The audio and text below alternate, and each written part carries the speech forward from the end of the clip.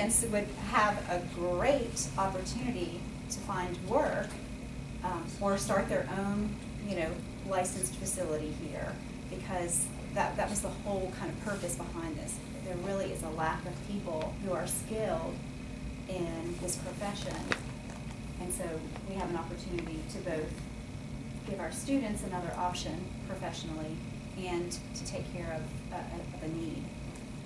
I think we all certainly agree with that. There's a need not only for the youngsters here, but also for vocational opportunities. Was this just for mothers? The program, the educational program, the training program would not just be for parents. No, this would be open to any students, just like if somebody wanted to take an auto body, career plan, or I'm not even sure which ones are available right now, but anybody could take those classes. And I have seen in different places that I visited, some schools require their teen parents to take the first level class, and some do not. So that would be something, that you all could look at later and decide, in terms of curriculum, what you want to do. It certainly isn't open to just them. And the programs, all of the programs that I went to they're large programs. I mean, even the ones in smaller facilities, they're large programs. And Ben Franklin even has people from the community, adults from the community, who pay to take the class and leave with that certification, because there's not a lot of options. I mean, they could go to a community college, but they'd be paying the same thing there. And so they opted for a hands-on learning style rather than an online learning, like Roy has mentioned. Would this be, is this a 2-year or a 4-year? This would be a 2-year program. So four classes over 2 years, typically 2 in the junior year and 2 in the senior year.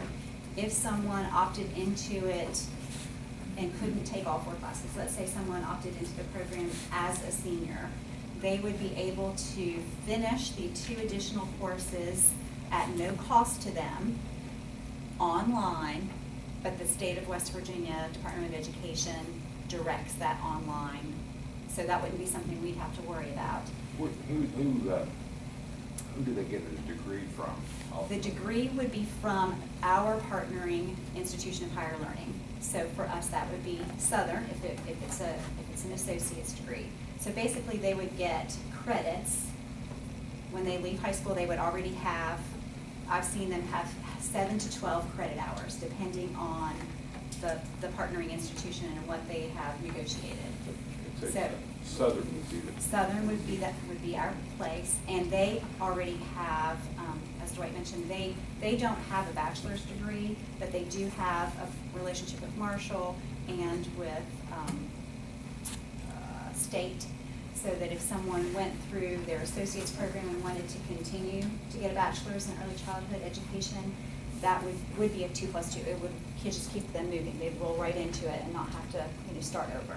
Like I said, this would be open to students at the high school plus others in the community. That would be up to you all. That would be a possibility. Yes, exactly, because I've seen that. Yeah, I think part of the question you asked, Steve, about the degree part of it, if they don't even go to a 4-year or to a college at all, if they take the 4 classes in high school, they have the credential, Yes. the vocational credential that allows them to be employed in these positions. That's if right. they stop right there. That's right, if they stop right there. And as she said, the kids that get the free after their senior year. I think currently with the West Virginia's vocational program, students can come back to the high school for a 13-year at the high school to get their last year of vocational for half of that, no cost to the student or the school system. So it sounds like they have choices that way too. They can do it online. Is this conducted during the typical school day, or? Yep. It's That's just flexible or another what? class that's on the schedule. Okay. Yes. Mr. Snyder might be best to address this one. As far as the space that Southern now has at the high school, can we envision that maybe this might take place there, or do we have any ideas where it would occur? We're envisioning a place closer to the cafeteria. There are 2 rooms right now that we're kind of looking at. One of the larger rooms is where the current special ed classroom's at. But we're looking at some spacing issues now to see if that's feasible. If it's not, There's another room beside that that may be more feasible, if that room's not, doesn't meet the size frame. You'd have to do a little more work to probably that smaller room, as you have to put a bathroom in and different things, and she'll talk more about what the facility would look like. But we feel like we have some space that we can find if we need to. And really, just to clarify really quick what Dana said, there are two space issues, okay? So we have the place where students will be in a vocational class, and then we have a child care center. Okay, those will not be in the same space because. We need two spaces. So there are two spaces. So what he's just talked about is the possibility, the couple possibilities we're looking at in terms of the child care facility. The teaching space, or where the folks would go to take their early childhood class, hopefully will be in the Southern wing, because they would be getting credits at Southern while they were in those classes. Those details, I mean, we're just kind of unfolding all of this. I'm actually meeting with someone tomorrow, but you know, there's a few people here that need to have some input before we get too far down this road. Let me just, and Ms. Lucas is the one that probably is best to address it, being not only our superintendent, but Yes. also a special education background. As far as, the one thing that perked my ears up, Dana, was about the special ed center that we have now at the high Yes. school. Is there, have you discussed that with them? Excuse me. No, This no. way. So I may look at him. So I may see him. Mr. Snyder and I did have a conversation. And actually, our special education director, Mr. Jeremy Brunny, could not be here this evening. He had a conference to attend. So he gave me some information. And actually, Mr. Brunny and I went to Lincoln County High School yesterday. You were in a meeting, so you didn't get to look at the facilities with us. But when Mr. Brunny approached me with some information regarding the space that I think you all were looking at, and the number of students that are currently in this particular space, and what may be the enrollment for next year, his anticipated enrollment. Of course, you know, I start, you know, looking at the regulations regarding space for our special needs students and what's required. And we looked at policy 6200 and looked at what they require and what is needed for those particular students that are occupying that space at this time. And what policy 2419, which are the regulations for special education. And Mr. Brunny also had conversation with a couple of people at the State Department in the compliance area of special education. And the movement of the students that are housed in the area, I think that you all were first looking at, moving them into this other location could not be used for the number of students, special needs students. Based upon the requirements for that particular population of students, along with the, we have students that are physically disabled, and they have wheelchairs, and they have walkers, and the requirements of them having bathrooms and kitchen facilities, laundry facilities. The other space, not the space they're occupying right now, but the other space that I think you all were looking at would not meet the space requirements for the number of students, maybe part of the day, but not all day. So I heard you all say that second location could possibly be used for the daycare center. And, you know, I want to say, you know, the idea of a daycare center, you know, I've always felt was, you know, good thing.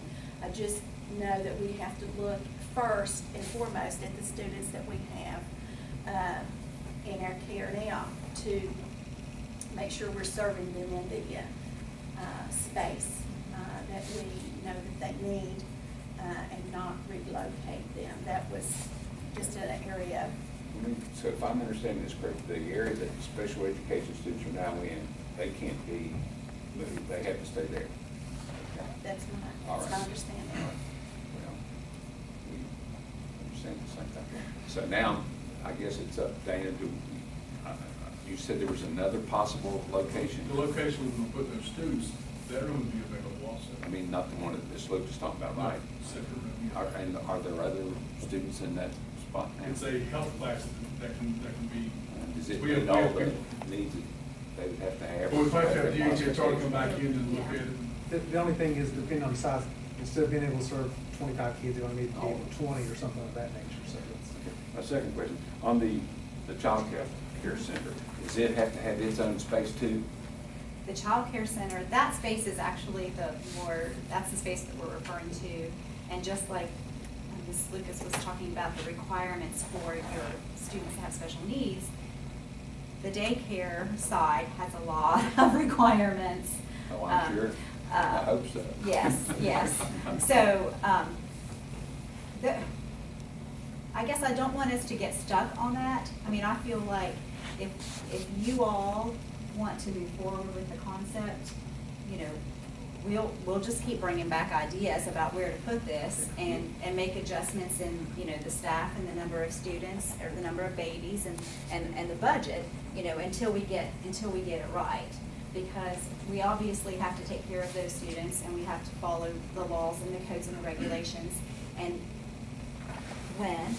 when we have a child care facility, we will have to do the same thing. I just want to clarify, I'm sorry, Yes. just one thing. Whether or not we are looking at one space or two spaces, that's all I'm trying to Yes, clarify. 2 spaces, Okay. yes. Mr. Kirk, I'm sorry. In nursery space, they'll have to have, who's gonna pay for getting that ready for a nursery? Well, are you ready for some good news? Okay, all right, so we'll just go straight to He's got his There's numbers. gonna be expenses Can involved I say in one that. thing about the space before we go on? And we're talking about the 2 separate spaces for the classroom and stuff. The CTE class part of it, where we actually have a vocational classroom, vocational teacher and all that stuff. It's just like any other classroom in the school, where if one teacher's on the planning period, that class can be offered in that particular classroom, rotated to, that teacher could move, just like any other teacher could move in the building if you're rotating. Although I'm hoping it will be in the southern part of the Yeah, of so the building. that's and so that not as wouldn't important as be having an a issue. dedicated space for that particular part of it, Right. as you would for the childcare. Well, that's what I mean, I'm trying to understand, Yeah. just like all the Mhm. type of facilities they'd have to have, because obviously they can't travel like Yeah. some of the other high school teachers do. So it's 2 rooms. That's- Okay. It's two I'm sitting there looking at two Dana like, can you rooms, figure this out? one that has a lot of regulations around it, and one that is just like every other Okay, classroom. I'm catching on. Yes. I'm sorry to interrupt there, Brad. when you- Don't do it again. So, how about we talk about money? Should I sit next to you? Okay, let's talk about money. So I'm gonna start with what I consider to be the best news, and then I'll be happy to answer questions. The best news, and I truly believe that nothing happens by chance. I do, I believe that. And so I believe that this project being developed at this time, when we are just starting this new early childhood education CTE program for the state, I don't think that that's by chance. And because of our very fortunate timing, Kathy D'Antoni at the State Department of Education, I'd have to look up her title and all my many pages of notes, but you guys we know know what who I'm she talking is. about. Assistant State Thank you. She would love for this program, these 2 distinct and overlapping elements, to serve as the state learning lab for early childhood education training. Sounds good. That does sound good, doesn't It it? gets better? Yes, yes. I talked to her trying to figure out how to find money. I said, we're just talking about this stuff, and, you know, this is gonna be important. We have to know how we're gonna fund this. I can't go to the board and present an idea without having some ideas of where we might find some money. And she she ran with it, okay? So, she's very excited about the possibility, is trying to not let her excitement and passion drive this program, and she said that. You know, she wants this program to be developed here, and she wants to fund it for 3 to 5 years. Okay? Everything. That The means playground renovating the room equipment, and everything. the change, all the facility changes that need to happen, the furniture, the teacher, the everything, okay? And we don't have this in writing, Kathy. Exactly. Well, she hasn't called. No, because she knows that, you know, this is where we are. This Well, is you all know that just we're very. facing a financial thing in January that we have to watch our money real close. Absolutely. And give us the title of that, did you say it was a state or is?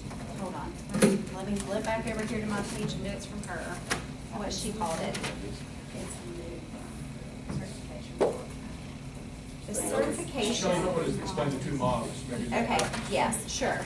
So the two models, the model that has been around for some time, the model that has been around for some time is the ACDS program.